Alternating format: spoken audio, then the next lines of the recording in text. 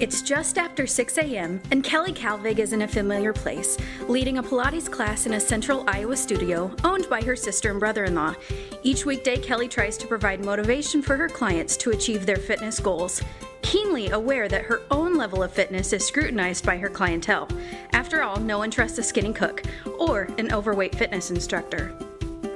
It's a passion for fitness that has motivated Kelly to rebound from 3 pregnancies, as well as make the time to live a healthy lifestyle in the midst of motherhood, work, and an uncooperative culture.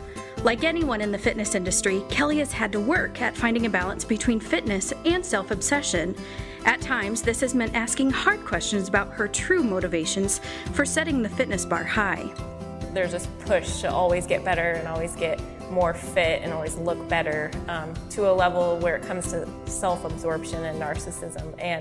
And so as a follower of Jesus Christ, I think of it differently, and I think of it more about taking care of myself, but also making myself available to be able to serve and to live the life that He's created for me.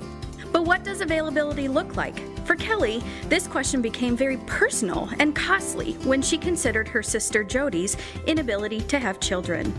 We went through quite a lot, from starting out just trying everything naturally to then getting referred to different doctors and specialists. And I was fairly healthy and got even healthier through this process and learned a whole lot. So the issue wasn't really that I couldn't get pregnant, but more of an implantation failure.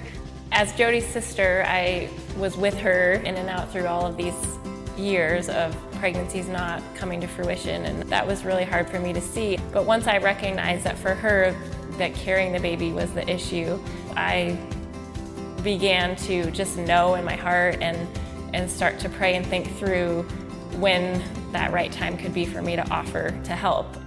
Much to consider indeed. Procedures to implant Jody and her husband's embryo in Kelly's womb, 9 months of pregnancy, another painful delivery, and the unknown emotional toll of releasing a child you've carried and nurtured to birth.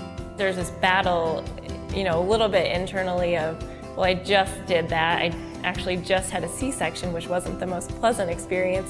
But when I came back to what's the truth of what I believe about myself and about my role, and that is to offer my body as a living sacrifice, to be able to be available for what God may want to do through me for someone else. And so it was something that I battled in my mind of, the only reason that I wouldn't do this is purely selfishly motivated.